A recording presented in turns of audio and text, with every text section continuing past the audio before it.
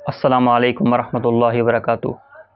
آج میں آپ کو ان چیزوں کا ذکر کروں گا جن سے روزہ ٹوٹتا تو نہیں ہے مگر مکروہ ہو جاتا ہے۔ وہ 5 چیزیں ایسی ہیں جن سے روزہ مکروہ ہو جاتا ہے، البتہ ان سے ٹوٹتا نہیں ہے۔ وہ 5 چیزیں کیا ہیں؟ نمبر 1، بلا ضرورت کسی چیز کو چبانا یا نمک چک کرنا، یا اس طرح ٹوتھ پیسٹ وغیرہ یا کوئلے سے دانت صاف کرنے سے مکروہ ہو جاتا ہے۔ نمبر 2، تمام دن حالت جنابت میں بغیر غسل کے رہنا، اس سے بھی روزہ مکروہ ہو جاتا ہے۔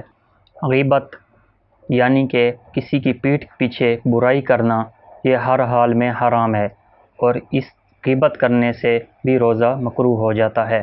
روزہ میں لڑنا، جھگڑنا، گالی دینا، ان سے بھی روزہ مکروہ ہو جاتا ہے، چاہے انسان کو گالی دینا ہو یا کسی اور بے جان کو، تو اس سے روزہ مکروہ ہو جاتا ہے۔ کسی مریض کے لیے اپنا خون دینا، جو آج کل ڈاکٹروں میں رائج ہے، یہ بھی اس میں داخل ہے۔